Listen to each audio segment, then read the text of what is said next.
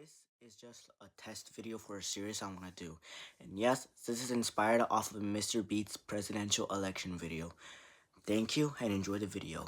The ACU presents Illinois Gubernatorial Elections in Illinois History.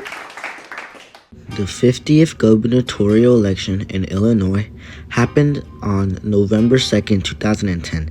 The election came at a critical time for Illinois.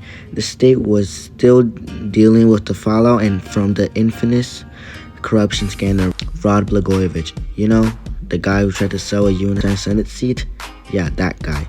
He was impeached and removed from office in 2009, which meant that his lieutenant governor, Pat Quinn, stepped in to finish the term. With the shadow of corruption looming over Springfield and Illinois facing major financial trouble, voters had to decide whether to stick with the new guy, Governor Pat Quinn, or go in a different direction. There were two major candidates in the race.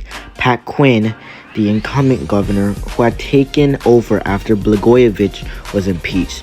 He positioned himself as a reformer and fought to clean up Illinois' politics, but he also faced criticism for the state's rising budget. He chose Shelley Assignment as his running mate. Bill Bradley, a state senator from Bloomington, who had ran as a conservative businessman, he focused on cutting spending, lowering taxes, and bringing fiscal discipline to Illinois. He chose Jason Plummer as his running mate. The campaign was heated. Quinn emphasized his experience and framed himself as a responsible choice during a tough time. Brady, on the other hand, argued that Quinn was just another part of Illinois' long history of failed leaderships.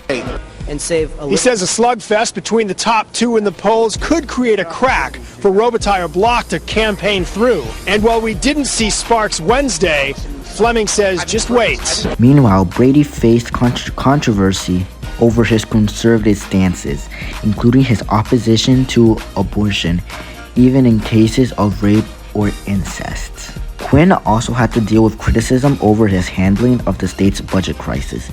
Illinois was in deep financial trouble. And here are the results. Pat Quinn won, remaining the 41st governor. By just 31,000 votes, that's incredibly close.